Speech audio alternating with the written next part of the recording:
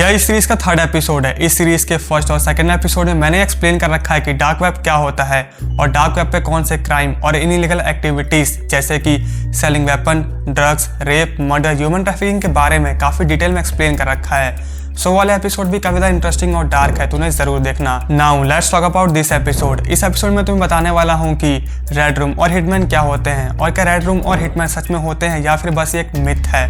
और इस वीडियो को एंड तक जरूर देखना क्योंकि मैं तुम्हें कुछ ऐसे प्रूफ्स देने वाला हूँ जिसके बाद तुम्हें पता लग जाएगा कि क्या सच में रेड रूम और हिटमैन होते हैं या फिर नहीं। So let's start the video.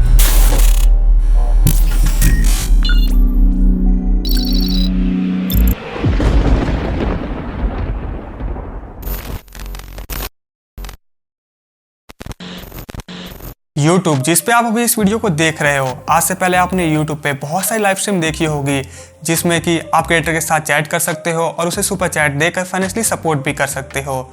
YouTube का अल्टरनेटिव डार्क वेब पर रेड रूम को कहा जाता है।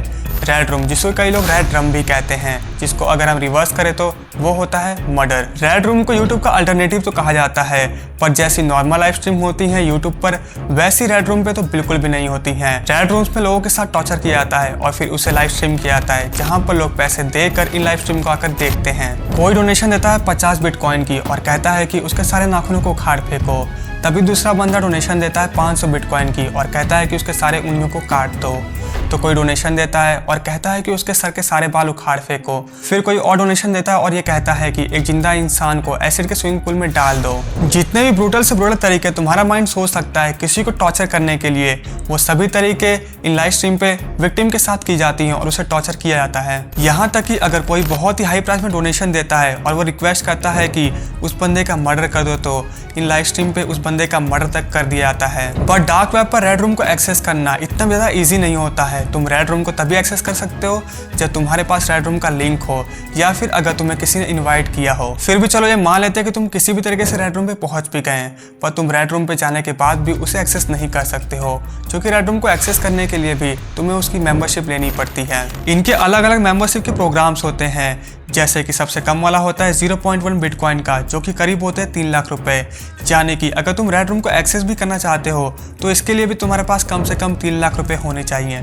सेकंड मेंबरशिप होती है कमांडर या फिर मास्टर लेवल की, जिसका प्राइस होता है 1 बिटकॉइन, जो कि होता है 34 लाख रुपीस। कमांडर या फिर मास्टर लेवल के मेंबर्स ही लाइव स्ट्रीम को कंट्रोल करते हैं और वहीं डिसाइड करते हैं कि विक्टिम को किस तरीके से टॉर्चर किया जाए। इसके बाद आती है ग्रैंड मास्टर लेवल वाली मेंबरशिप, जिसकी कीमत होती है 10 बिटकॉइन, जो कि करीब होते हैं 3 करोड़ रुपए। जो भी ग्रैंड मास्टर लेवल की मेंबरशिप को लेता है वो पूरे रूम को कंट्रोल कर सकता है। वो बता सकता है कि उसे किस तरह का इन्वायरमेंट चाहिए और वो किस तरीके से विक्टिम को टॉर्चर करवाना चाहता है। यहाँ तक कि जो भी बंदा ग्रैंड मास्टर लेवल की मेंबरशिप लेता है वो अपने डार्केस्ट फैंटेसीज को विक्टिम के ऊपर ट्राई करवाता है और कई बार तो लाइव शो में उस विक्टिम का मर्डर तक करवा देता है। अब जो भी लोग इन लाइव स्ट्रीम को देखते हैं वो नॉर्मल तो बिल्कुल भी नहीं होते हैं, वो साइको होते हैं जो कि अपने डार्केस्ट फैंटेसीज को पूरा करने के लिए किसी भी हद तक जाने को तैयार रहते हैं। बट कई लोग रेड रूम को फेक भी कहते हैं, क्योंकि आज तक किसी के पास भी कोई भी एविडेंस या फिर प्रूफ नहीं है तो ये कह सके कि रेड रूम होते ही हैं। रेड रूम डार्क वेब पे बहुत ही ज़्यादा फेमस है, इसीलिए रेड रूम के जैसी बहुत सारी और भी वेबसाइट डार्क वेब पे बन चुकी हैं। तो फिर इस बात की पॉसिबिलिटी बहुत ज़्यादा बढ़ जाती है कि तुम किसी रेड रूम पे चले जाओ और वहाँ पे डोनेट भी कर दो, फिर भी तुम्हें देखने को कुछ भी ना मिले और वो साइट फेक निकले। अब जो लोग भी ऐसा क्लेम करते हैं कि रेड रूम नहीं होते हैं, उनके पास एक बहुत ही अच्छा लॉजिकल रीज़न भी होता है। वो कहते हैं कि टॉर, वो ब्राउज़र जो कि चाहिए होता है डार्क वेब को एक्सेस करने के लिए, उसके पास इतनी पावर ही नहीं होती है कि वो किसी लाइव स्ट्रीम को ब्रॉडकास्ट कर सकें। अगर तुम्हें याद हो तो मैंने एपिसोड फर्स्ट में बताया था कि टॉर की रिक्वेस्ट डिफरेंट रिलेज के थ्रू होकर जाती हैं और टॉर के लेटेंसी की वजह से ये प्रोसेस काफ़ी ज़्यादा स्लो जाती है, जिसके बाद टॉर के पास इतनी पावर ही नहीं रहती है कि वो किसी भी लाइव स्ट्रीम को ब्रॉडकास्ट कर सकें। जब एक साइबर क्रिमिनल का इंटरव्यू लिया गया और उससे पूछा गया कि क्या रेड रूम्स होते हैं, तो उसने कहा कि वह ऐसा नहीं कहता है कि रेड रूम होते ही नहीं हैं, बट आज तक उसने कभी भी रेड रूम को यूज़ नहीं किया है, ना ही कभी इनके बारे में सुना है और ना ही देखा है। और वो लोगों से सच भी लगाता है कि कोई उसे रेड रूम ढूंढ के दिखा दे।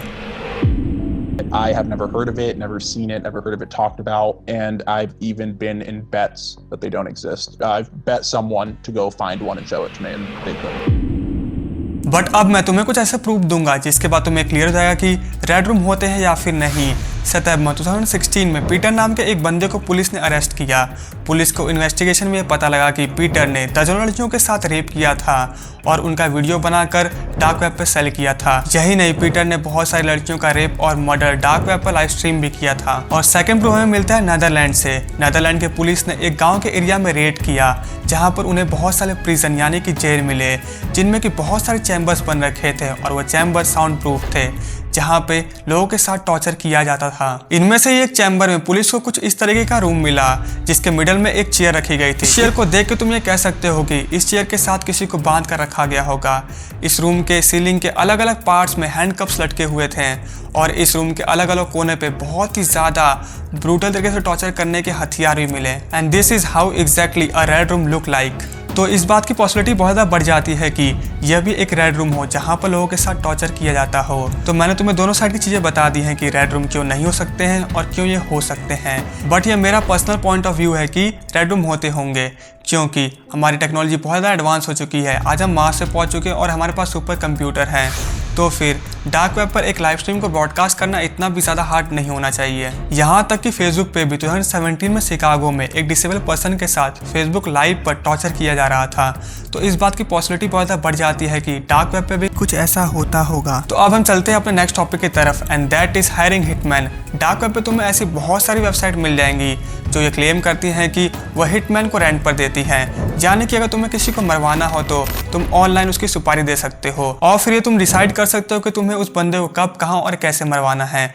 डार्क वेब पर एक ऐसी बहुत ही ज़्यादा फेमस वेबसाइट है जिसका नाम है बेसा माफिया, जो कि सर्विस प्रोवाइड करती है टू हायर हिटमैन। बट एक बार बेसा माफिया के एक मेंबर का ईमेल लीक हुआ जिसमें उसने कहा कि ये साइट फेक है और हम पुलिस के लिए काम करते हैं। बट इनका ही एक और ईमेल भी लीक हुआ था जिस ईमेल में एक हिटमैन को हायर करने के इंस्ट्रक्शन लिख रखे थे। मतलब कि इन लोग ये चेक कर रहे थे कि इस हिटमैन को हम अप्रूव करें अपने साथ काम करने के लिए या फिर नहीं। इस इंस्ट्रक्शन में ये लिखा गया था कि एक पेपर लेना है जिस पर बेसा माफिया लिखना है और फिर एक कार को जलाना है और वीडियो बनाकर यूट्यूब पे अपलोड करना है। And I found that video on YouTube.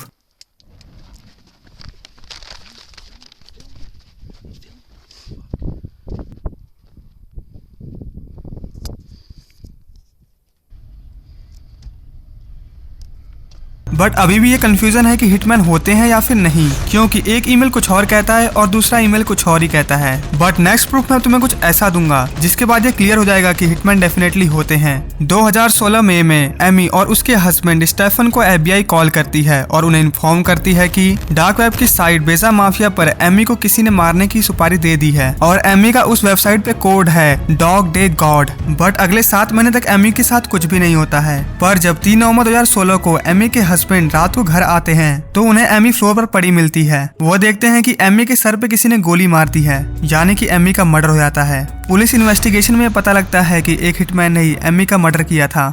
London का ही एक व्हाइट हैट हैकर था जिसका नाम था क्रिस मॉन्टेरा, जिसने बेसल माफिया के साइट को मॉनिटर करके उसे हैक कर लिया था। इस वेबसाइट पर उसे बहुत सारी लिस्ट मिली जिसमें कि ऐसे लोगों के नाम लिखे गए थे जिनको मारने की सुपारी मिल गई थी और उनके लिए हिटमैन भी हायर हो चुके थे। इसके बारे में उसने पहले लोकल अथॉरिटीज को इन्फॉर्म किया, पर पहले इसके बाद तो किसी ने भी सीरियस नहीं लिया, पर बाद में पुलिस ने कुछ हिटमैन को अरेस्ट कर लिया। सो आई थिंक अभी तुम्हें क्लियर हुआ कि रेड रूम और हिटमैन होते हैं या फिर नहीं। एंड आई होप तुम्हें एपिसोड पसंद आया हो। तो फिर इस वीडियो को लाइक कर दो, शेयर कर दो और ऐसी ही और अमेजिंग वीडियो को देखते रहने के लिए इस चैनल को सब्सक्राइब करके नोटिफिकेशन बेल को ऑन कर दो ताकि तुम गलती से भी किसी वीडियो को मिस ना कर दो।